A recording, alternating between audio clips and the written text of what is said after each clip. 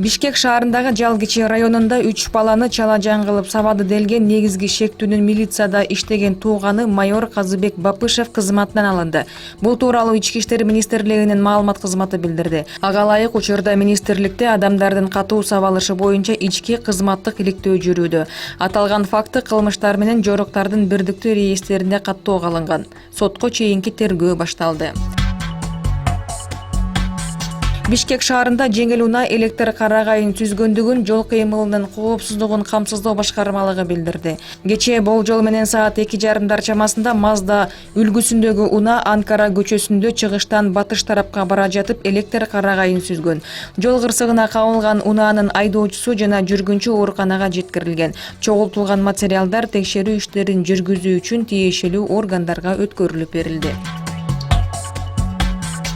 BMW үлгүсүндөгү унаанын айдоочусу 2 айга камакка алынды. Мындай чечимди Ысык көл райондук соту чыгарды. Айдоочу аял Чолпон Ата шаардык ооруканасына жеткирилген. Ал жакта даарылануу курстан өтөт. Жол кырсыктан кийин ал баш мээсинен жаракат алып, акыреги сынган. Айрым маалыматтар боюнча аны убактылуу кармоо жайына 5-6 күндө жеткиришет.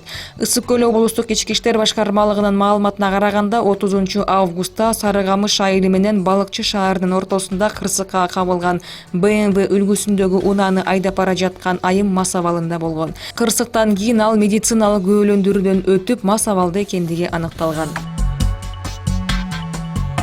Россиянын Владимир шаарында өткөрүлгөн рейд учурунда Орусияда жүрүү тартибин бузгандыгы үчүн тажикстандык 80 мигрант кармалды. Орусия бийлиги кармалган жарандар миграциялык мыйзамдарды бузгандыгын жана депортация боло тургандыгын маалымдады. Кармалган мигранттар көбүнчө курулуш объектилеринде жана кампаларда иштеген. Тажикстан эмгек министрлигинин Орусиядагы өкүлчүлүгүнүн басма сөз катчысы рейд учурунда кармалган жарандардын укугун коргой тургандыгын билдирди.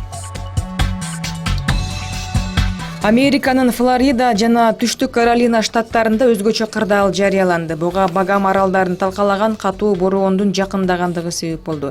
Чет элдик маалыматтарга караганда, ылдамдыгы саатына 300 чакырымга чейин жеткен бороон Багам аралдарында 13 000 турак үйдү талкалаган. НАСА агенттиги Флоридага багыт алган Дориан бороонунун тасмасын жарыялаган соң Дональд Трамп Польшага пландалган сапарын дагы токтоткон.